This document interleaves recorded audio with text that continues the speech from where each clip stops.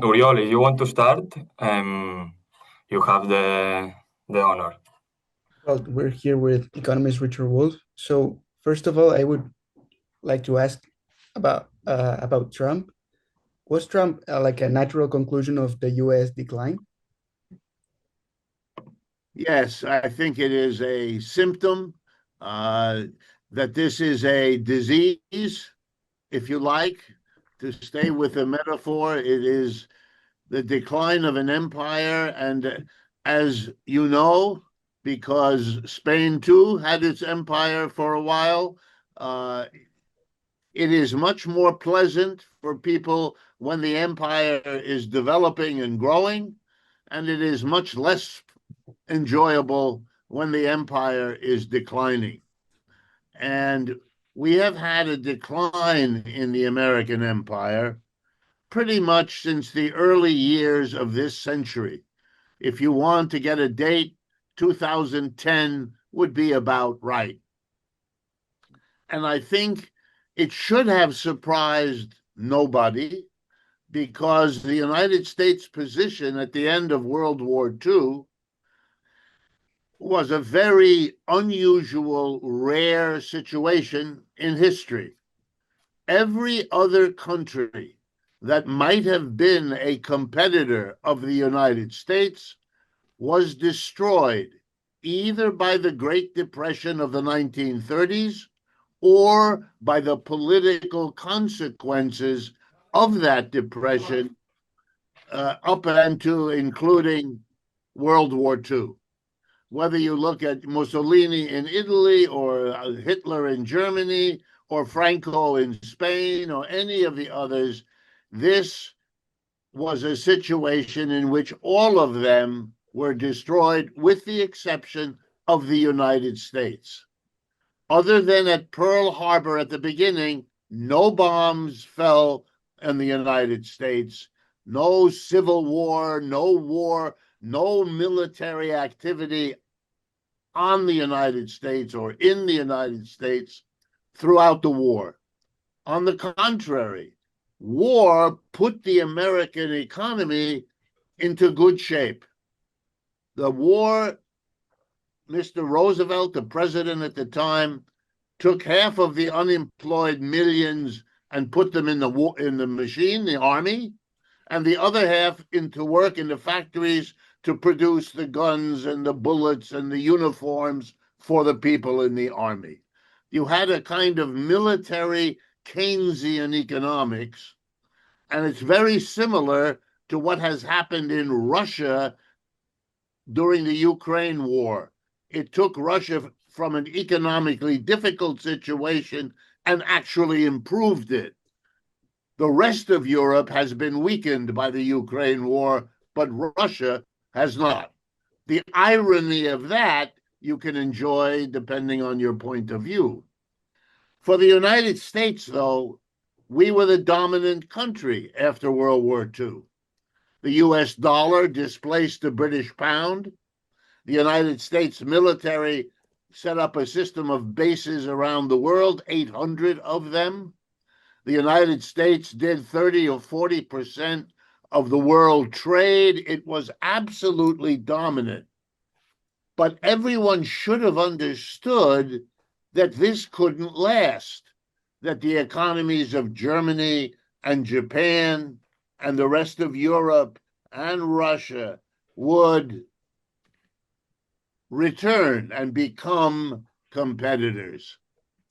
When that happened in the 1970s, the United States misunderstood what had happened, did not see that they had to come to terms with the decline of their empire. So they thought they could keep it going by doing three things: to support the profitability of American capitalist enterprises. Number one, a technical revolution. Computers, robots, and now artificial intelligence. Number two, relocate manufacturing out of the United States to China, India, Brazil, and places like that. And number three, bring in a mass of immigrants able and willing to work in worse conditions and at lower wages than people born in the United States were willing to accept. So from the 1970s up until 2010, a delusion gripped the United States.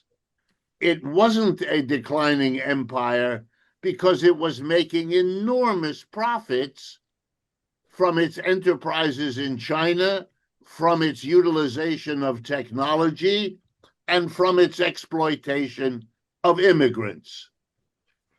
The problem was that this was no long-term solution. And the biggest mistake in it was misunderstanding the People's Republic of China, which took that 40-year period, 1970 to 2010, to put together a new and different economic system, not the American or the British, and not the Soviet Union, a hybrid in between, which I would be glad to explain if you wish. But that society roared up.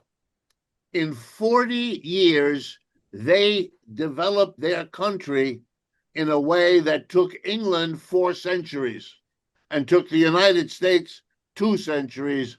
They did it in 40 years.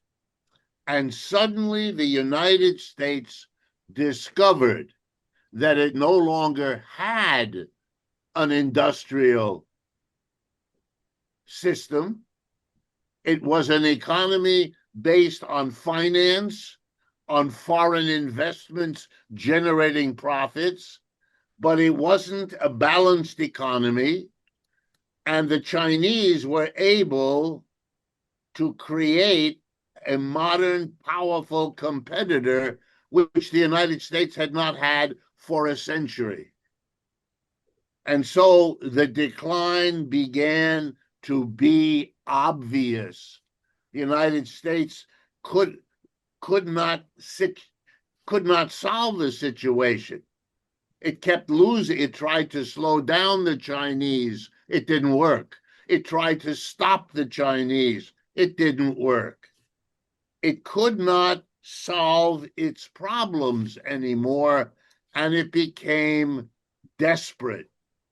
You should understand Mr. Trump as first and foremost a sign of desperation. When an empire goes down, one of the most typical realities is that the people at the top, the richest, the most powerful, are in positions to hold on to what the empire has given them, so that the costs of a declining empire can be pushed onto the middle and lower classes. We've been doing that for 40 years. And the end result, by the beginning of this century, was that you had a working class whose standard of living was going down, not up, who tried desperately to hold on by doing 2 things: working more hours per week, second, third job, and by borrowing more money than any working class ever borrowed before. Borrow for their house, borrow for their car, borrow for their children's college education, and borrow for daily expenses with a credit card. The level of debt unsustainable in the working class. But the ones who suffered the most were white, male factory workers, because they lost their jobs, they lost their income, their communities declined, and their children's prospects disappeared. And Mr. Trump very cleverly figured out, better than any other politician, how to use this situation I've just described to you to make a political career for himself. And here's what he did. He went to the mass of white, male, unionized factory workers in the Midwest and the South, where they are concentrated, and he said to them, "You are suffering, and I am going to rescue you. I am going to make America great again. In other words, I'm going to help you." The regular politicians, the Bush family and Republican, or the Clinton family and the Democrats, had ignored these people. They were all in favor of globalization. They were celebrating the American empire is in wonderful shape, which for these people was never true. And then Mr. Trump figured out, how can he explain to the people whose sympathy he had, because he said, "You are suffering and I will fix it." He said, the problem is that the Democrats and the conventional politicians in the Republican Party have decided to favor Black people, brown people, and women. And they are being given help from the government at your expense. The genius in saying this was what was left out of the story. By telling the story this way, the corporate business leaders of America have no blame at all, even though they were the ones who decided to bring in the immigrants. They are the ones who decided to put in the technology, and they are the ones who decided to move production to China. So instead of getting the blame, which they deserve, they were carefully removed from the story. And Mr. Trump got the enthusiastic vote of everybody who was dissatisfied by attacking Black and brown people, women, and Democrats. But I believe you are asking me this question when the first major signs of Mr. Trump's self-destruction are emerging. So we are at a moment now when everything I just told you explains how he got there. But now he faces the problem of a declining empire, and he has no better solution for that than anyone else has. That is no solution at all. And what you saw in the absurd bombing of Iran 2 or 3 days ago, and now overnight, last night and this morning, there was an election for the mayor of New York City. And a socialist, unthinkable in this country, a socialist not only won, but he's a Muslim. He's an Islamic person with an Islamic name, and he won overwhelmingly against a mainstream center Democrat who was supported by dozens of billionaires with huge amounts of money, and it didn't help him. These are profound signs that Mr. Trump, 6 months into his presidency, is already in deep trouble.